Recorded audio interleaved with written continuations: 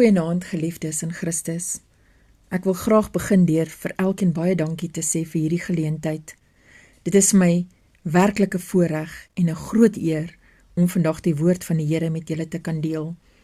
Ek wil ook sommer aan die begin om verskoning vra indien sekere gedeeltes van hierdie boodskap dalk raak aan dit wat reeds gepreek of gedeel was. Maar soos ons weet, werk die Here dikwels deur dieselfde waarheid wat oor en oor bevestig word. Wanneer die Heilige Gees iets herhaal, is dit nie verniet nie. Dit is omdat God met ons harte besig is. Daarom glo ek dat alles wat vanaand genoem word, deel is van die boodskap wat die Here op my hart gelê het om met julle te deel. Mag ons harte oop wees om nie net die woorde te hoor nie, maar die stem van God daarin raak te sien. Mag die Here hierdie tyd seën en elke hart aanraak. Vanaand wil ek met julle gesels oor 'n baie belangrike onderwerp. Moenie die Heilige Gees bedroef nie. Hemelvaart, die belofte van Jesus en die teenwoordigheid van die Heilige Gees. Ons leef in 'n tyd waar baie mense van God hoor, maar min van ons werklik in intimiteit met hom wandel. Baie van ons ken die naam van Jesus, maar ken nie die stem van die Heilige Gees nie. Baie weet, Jesus het gesterf, maar ons verstaan nie waarom hy moes opvaar hemel toe nie. Hemelvaart was nie die einde van Jesus se werk nie, dit was die begin van die uitstorting van sy belofte. Jesus het nie sy kinders alleen gelos nie, hy het vir ons die Heilige Gees gestuur. Daarom is die onderwerp vandag, moenie die Heilige Gees bedroef nie. Hoofskrifgedeelte, Efesiërs 4, vers 30. En bedroef nie die Heilige Gees van God nie, deur wie julle verseël is tot die dag van verlossing. Die Heilige Gees is nie net 'n gevoel of emosie nie. Die Heilige Gees is God se teenwoordigheid binne in ons. Jesus het die prys volkome betaal. Voordat daar 'n uitstorting van die Heilige Gees kon wees, moes daar eers 'n kruis wees. Voordat Pinkster kon kom, moes Golgotha kom. Vriende, Jesus het gekom met een doel, om die verlore mensdom met God te versoen. Johannes 3, vers 16, want so lief het God die wêreld gehad, dat hy sy eniggebore seun gegee het, sodat elkeen wat in hom glo, nie verlore mag gaan nie, maar die ewige lewe kan hê. Jesus het geweet wat vir hom wag. Hy het geweet wat kom. Die verwerping, die bespotting, die spykers, die kruis, die dood, maar tog het hy gegaan. Waarom, sal ons vra? Omdat sy liefde oneindig was. Johannes 15, vers 13. Groter liefde het niemand as dit nie, dat iemand sy lewe vir sy vriende gee. In Getsemane sien ons die hart van Jesus, Matteus 26, vers 39, en hy het 'n bietjie verder gegaan, en op sy aangesig geval en gebid en gesê, my Vader, as dit moontlik is, laat hierdie beker by my verbygaan. Nogtans, nie soos ek wil nie, maar soos U wil. Vriende, Jesus het homself volkome oorgegee aan die wil van die Vader. Hy het die beker gedrink wat ons moes drink. Hy het die straf gedra wat ons moes dra. Hy het die sonde gedra wat ons moes dra. En daarom kon hy uitroep, Johannes 19 vers 30, dit is volbring. Daardie woorde beteken, die skuld is betaal, die offer is voltooi, die weg na God is oopgemaak, die mag van sonde is verbreek. Jesus het nie halfpad betaal nie, hy het volkome betaal. Die betekenis van hemelvaart. Baie mense dink hemelvaart beteken Jesus het weggegaan. Nee, geliefdes. Hemelvaart beteken Jesus het sy werk voltooi en in heerlikheid teruggekeer na die Vader. Lukas 24, vers 51. En terwyl hy hulle seën, het hy van hulle geskei en is in die hemel opgeneem. Die disippels was aanvanklik hartseer. Hulle het gedink, hoe kan Jesus ons verlaat? Maar Jesus het vir hulle gesê, Johannes 16, vers 7, maar ek sê julle die waarheid, dit is vir julle voordelig dat ek weggaan, want as ek nie weggaan nie, sal die trooster nie na julle kom nie, maar as ek weggaan, sal ek hom na julle stuur. Wat 'n ongelooflike waarheid. Jesus moes opvaar, sodat die Heilige Gees kon kom. As Jesus net fisies op die aarde gebly het, sou hy beperk wees tot een plek. Maar deur die Heilige Gees woon hy nou in elke gelowige. Ons is dus nie alleen nie. Die Gees van God woon in ons. 1 Korintiërs 6 vers 19. O weet julle nie, dat julle liggaam 'n tempel is van die Heilige Gees wat in julle is, wat julle van God het, en dat julle nie aan julle self behoort nie. Hemelvaart was dus nie afwesigheid nie, dit was die begin van God se voortdurende teenwoordigheid binne die gelowige. Jesus het sy belofte nagekom. Ja, Jesus het sy belofte nagekom. Dit is een van die mooiste waarhede van die evangelie. Jesus sê nooit iets wat hy nie sal vervul nie. Jesus breek nooit sy beloftes nie. Hy het beloof dat hy die trooster sou stuur. Johannes 14 vers 16. En ek sal die Vader bid, en hy sal julle 'n ander trooster gee, om by julle te bly, tot in ewigheid. En op Pinksterdag het die hemel oopgebreek, Handelinge 2 vers 4, en hulle is almal vervul met die Heilige Gees. Die belofte is nagekom. Die disippels wat eens bang was, het vurig geword. Petrus, wat Jesus verloon het, staan nou op en preek met krag. Waarom, sal ons vra? Omdat die Heilige Gees gekom het. Geliefdes, ons dien 'n God wat sy woord hou. As hy beloof, hy sal jou nooit begewe nie.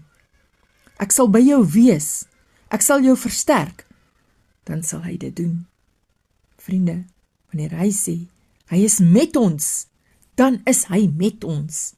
Wanneer hy sê, hy gee vrede, dan gee hy vrede. Wanneer hy sê, hy berei vir ons plek voor, dan doen hy dit. En wanneer hy beloof dat hy weer kom, kan ons met sekerheid weet, hy sal kom. Matteus 24 vers 35. Die hemel en die aarde sal verbygaan, maar my woorde sal nooit verbygaan nie. Moenie die Heilige Gees bedroef nie. Nou kom ons by die ernstige deel. Die Gees wat Jesus gestuur het, kan bedroef word. Efesiërs 4 vers 30, en bedroef nie die Heilige Gees van God nie, deur wie julle verseël is tot die dag van verlossing. Hoe bedroef ons hom? Ons verloor geestelike vrede. Daardie diep vrede en vreugde raak minder. 'n Mens voel geestelik droog, swaar en ver van God af. Ons word minder sensitief vir God se stem. Die Gees waarsku, oortuig en lei ons. As ons aanhou ongehoorsaam wees, begin ons sy stem ignoreer. Sonde begin makliker insluip. Ons geestelike groei stagneer. Die Gees help ons groei in geloof, liefde en heiligheid. Wanneer hy bedroef word, raak ons geestelike lewe swak. Ons getuienis verloor krag. Mense sien minder van Christus in ons lewe wanneer ons nie meer in gehoorsaamheid wandel nie. Ons bedroef hom dus wanneer ons doelbewus in sonde leef. Wanneer ons in bitterheid leef, woede het in ons, jaloesie het en nie vergewe. Wanneer ons weet wat reg is, maar steeds die verkeerde kies. Wanneer ons hardkoppig raak en nie luister wanneer hy met ons praat nie. Dis kortliks opgesom: ongehoorsaam leef, sonde koester, bitterheid vashou, in trots wandel, sy stem ignoreer. 1 Tessalonisense 5 vers 19. Blus die Gees nie uit nie. Die Heilige Gees is nie net 'n krag nie. Hy is 'n persoon, hy voel, hy spreek, hy lei, hy waarsku, hy vertroos. En wanneer ons aanhou teen sy wil leef, raak sy stem stiller in ons lewe. Die Heilige Gees werk met reinheid, liefde en waarheid. Daarom moet ons harte oop wees vir sy werking. Ons moet ook verstaan, as die Heilige Gees ons waarsku, is dit nie om ons te vernietig nie. Dit is omdat God ons liefhet. Soos 'n vader sy kind waarsku teen gevaar, waarsku die Heilige Gees ons teen die dinge wat ons geestelik kan vernietig. Wat gebeur wanneer die Gees bedroef word? Sonder die werking van die Heilige Gees raak gebed koud. Verloor aanbidding sy vuur. Raak die Bybel droog. Verloor ons onderskeiding. Raak sonde maklik. Daarom sien ons vandag baie godsdiens, maar min krag. Baie vorm, maar min vuur. 2 Timoteus 3 vers 5. Mense wat 'n gedaante van godsaligheid het, maar die krag daarvan verloon het. Die kerk het nie meer programme nodig nie. Die kerk het die Heilige Gees nodig. Ons het nie meer godsdiens nodig nie. Ons het die teenwoordigheid van God nodig. Wanneer hy sê, moenie daardie pad loop nie. Luister. As hy sê, vergewe, doen dit.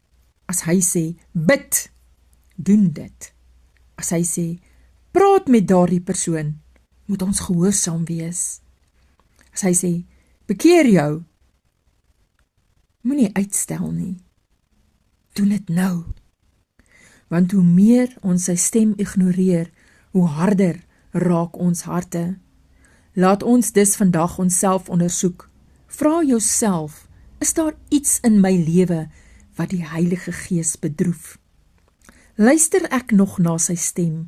Wandel ek nog in gehoorsaamheid? Laat ek toe dat hy my verander? Die belangrike les is, die Heilige Gees moenie net in ons woon nie, hy moet ook in beheer van ons lewe wees. Die Heilige Gees wil intimiteit hê. Die Heilige Gees wil nie net besoek nie, hy wil woon, hy verlang na 'n verhouding. Jakobus 4 vers 8.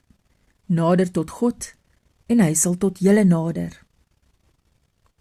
Hy is ons trooster in pyn, ons vrede in storms, ons krag in swakheid, ons waarheid in verwarring.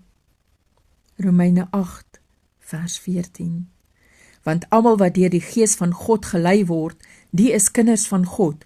Hoe nader ons aan hom leef, hoe meer verander ons. Die lewe van oorgawe, die Heilige Gees beweeg waar daar oorgawe is. Lukas 22 vers 42.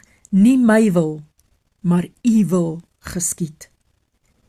Ware Christenskap gaan nie oor myself nie, my trots, my beheer. Dit gaan oor totale oorgawe.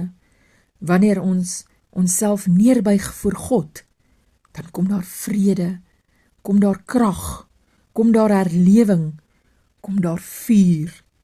1 Petrus 5 vers 6. Verneder julle dan onder die kragtige hand van God, sodat hy julle kan verhoog op die regte tyd. Heiligheid. God roep ons tot heiligheid. 1 Petrus 1 vers 16. Omdat daar geskrywe is, wees heilig, want ek is heilig. Heiligheid beteken nie perfeksie nie. Dit beteken afgesonder vir God. Dit beteken om sonde te haat, om Jesus lief te hê, om sensitief vir die Gees te wees. Heiligheid is liefde wat nie die Heilige Gees wil bedroef nie. Ons is nie alleen nie.